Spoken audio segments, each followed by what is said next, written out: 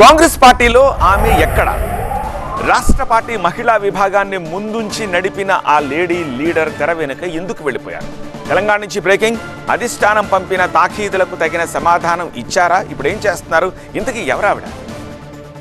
తెలంగాణ కాంగ్రెస్ మహిళా అధ్యక్షురాలిగా సునీతారావు ఎంత ఫేమస్ అయ్యారో తెలియదు కానీ సొంత పార్టీ నేతలపై వివాదాస్పద వ్యాఖ్యలతో మాత్రం ఫుల్లుగా వార్తల్లో నిలిచారు. కాంగ్రెస్ ప్రభుత్వం రాకముందు నుంచే పార్టీలో యాక్టివ్ గా ఉన్న ఆమె ధర్నాలు, నిరసనలతో తన ప్రెజెన్స్ ఉండేలా చూసుకున్నారు. ప్రభుత్వం ఏర్పడ్డాక రాష్ట్ర పార్టీ పెద్దలపై ఆమె చేసిన వ్యాఖ్యలు పెద్ద దుమారం రేపాయి. తెగదు గాంధీ భవన్ లో PCC chief Mahesh Kumar Goud chamber ఎదుట మహిళా నేతలతో కలిసి ధర్నాకు కూర్చోవడం పెద్ద సంచలనమే అయింది. పదవుల పంపకంలో మా ఆడోళ్లకు అన్యాయం చేస్తున్నారంటూ ఏకంగా పిసిసి చీఫ్ పైనే గళమెత్తారు ఈ మహిళా నేత.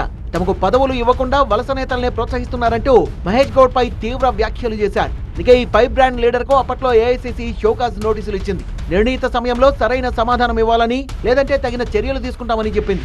సునీతారావు వ్యవహారంపై రాష్ట్ర పార్టీలో భిన్నాభిప్రాయాలు వ్యక్తమయ్యాయి. సొంత నియోజకవర్గంలో ఆమెను వ్యతిరేకించే వర్గం గాంధీభవన్ లో పోటాపోటీగా ఆందోళనలు చేపట్టింది. సునీతారావు హటావో, గోషామహల్ మే కాంగ్రెస్ కో బచావో అంటూ కొత్త నినాదాన్నిచ్చింది. ఆమెపై చర్యలు తీసుకోవాల్సిందంటూ హైకమాండ్ కు లేఖలు కూడా రాశారు పలువురు నేతలు. ఆ తర్వాత పూర్తిగా సైలెంట్ అయిపోయారు సునీతారావు. హైకమాండ్ పెద్దలు అక్షింతలు వేశారో లేక మరేంటో తెలియదు గానీ ఆ ఇష్యూ తర్వాత మళ్లీ ఆమె పెద్దగా పార్టీ కార్యక్రమాల్లో ఎక్కడా కనిపించలేదు.